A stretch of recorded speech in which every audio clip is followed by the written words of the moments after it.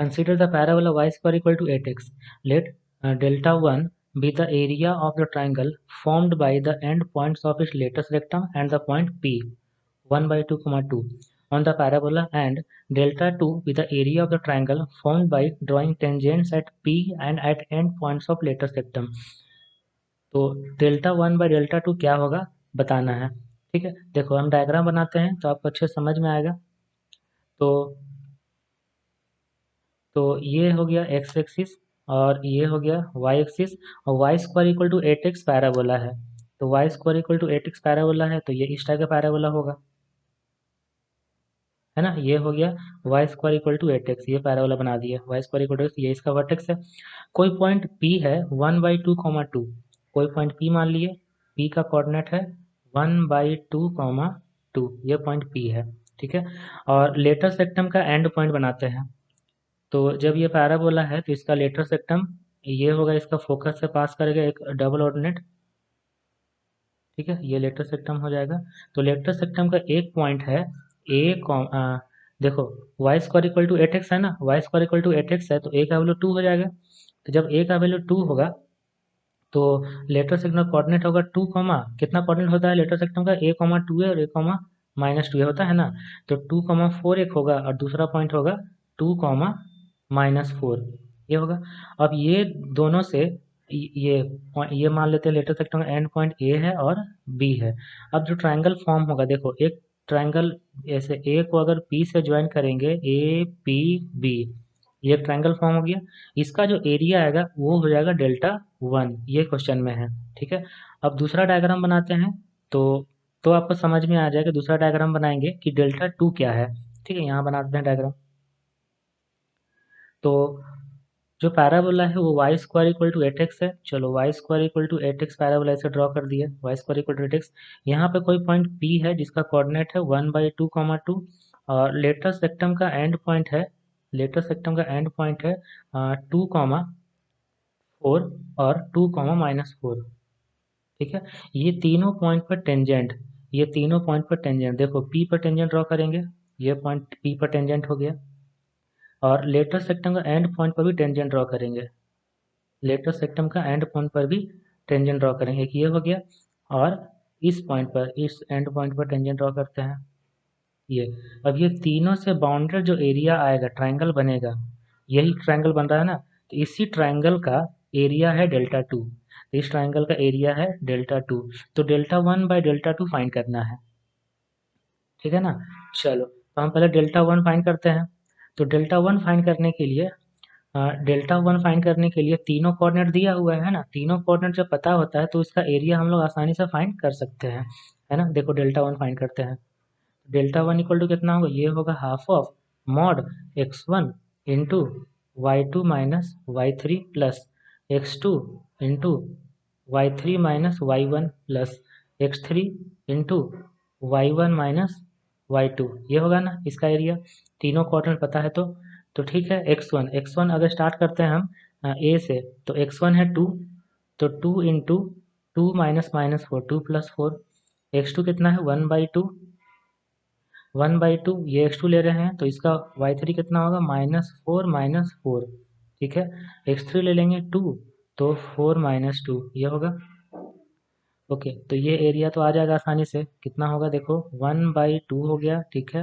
2 into 4 plus 2 6, 6 into 2 12, ये -8 by 2 तो -4, और ये 2 इंटू 2 4 प्लस 4, ठीक है। ये -4 प्लस 4 कट गया, 12 by 2 6 square units, 6 square units. तो डेल्टा 1 मिल गया। डेल्टा 2 फाइंड करने के लिए हम लोग को तीनों कोऑर्डिनेट फाइंड करना होगा। तीनों कोऑर्डिनेट हम लोग क्या मान लेते हैं, अच्छा ये ए बी सी माने थे ना हम लोग, ए बी सी। तो ये P हो गया, ये Q, ये पॉइंट R, ये पॉइंट S मानते हैं, ठीक है। तो पहले हम P पर टेंजेंट का इक्वेशन लिखते हैं। तो tangent at P, tangent at P, तो टेंजेंट का इक्वेशन होता है T इक्वल टू 0। टेंजेंट का इक्वेशन होगा T इक्वल टू 0 क्योंकि पॉइंट दिया हुआ है। और पैराबोला की इक्वेशन है y square equal to 8x, है ना। तो T इक्वल टू 0 करेंगे तो ये होगा y1 का वैल्यू कितना है, पॉइंट P का कोऑर्डिनेट है 1 बाई 2, 2, तो y1 तो 2 है ना, तो y into 2 equal to 4, x plus 1 by 2, क्या आ गया। अब 4 को 2 से कट कर देंगे तो y इक्वल टू होगा 2x, 2 को इंटू करेंगे 2x प्लस 1, ये होगा टेंजेंट एट P, ठीक है। अच्छा, टेंजेंट एट ए मतलब इस एंड पॉइंट पर टेंजेंट का इक्वेशन लिखते हैं। जो भी होता है t इक्वल टू 0, तो y1 मतलब 4 into Y equal to 4 into X plus 2, 4 cut गया ना, तो इक्वेशन कितना आ गया, y equal to X plus 2 आ गया, ठीक है। अब हम लिखते हैं tangent at B, tangent at B, जो पॉइंट बी है इस पर टेंजेंट का इक्वेशन जो होता है कितना, t इक्वल टू ये भी 0 होगा, तो 4 minus 4 of Y equal to 4 of X plus 2, ठीक है। तो यहाँ से 4 कट जाएगा, तो आ जाएगा y equal to minus X minus 2, ठीक है। ये तीनों लाइन हो गया। ये तीनों लाइन का सॉल्व करेंगे तो पॉइंट ऑफ इंटरसेक्शन मिलेगा, ठीक है। तो टेंजेंट एट p, जब p को सॉल्व करेंगे a के साथ तो पॉइंट q मिलेगा ना, तो p को सॉल्व करेंगे a के साथ, मतलब ये दोनों इक्वेशन, ये इक्वेशन 1 मानते हैं, ये इक्वेशन 2 मानते हैं, ये इक्वेशन 3 मानते हैं। इक्वेशन 1 एंड 2 को सॉल्व करेंगे, solving equation first and second, तो क्या मिलेगा, पॉइंट क्यू मिलेगा ना। Solving equation first and second को सॉल्व करेंगे तो क्यू मिलेगा, तो क्यू का कोऑर्डिनेट देखो क्या आएगा, ये दोनों को सॉल्व करेंगे तो y equal to X plus 1, Y equal to X plus 2, ठीक है। तो क्यू का कोऑर्डिनेट फाइंड करने के लिए सॉल्व करते हैं, तो 2x प्लस 1 इक्वल टू यहाँ पे है x प्लस 2, एक एक्स इधर आएगा तो x का वैल्यू 1, x का वैल्यू 1 रखेंगे तो y इक्वल टू 3 आएगा, तो क्यू का कोऑर्डिनेट आ जाएगा 1,3, क्यू का कोऑर्डिनेट मिल गया। अच्छा, सॉल्विंग अब सेकेंड और थर्ड को सॉल्व करेंगे, equation second and equation third को सॉल्व करेंगे, मतलब ए पर टेंजेंट और बी पर टेंजेंट दोनों को सॉल्व करेंगे तो पॉइंट कौन सा पॉइंट मिलेगा, आर मिलेगा, है ना। चलो आर का कोऑर्डिनेट फाइंड करते हैं।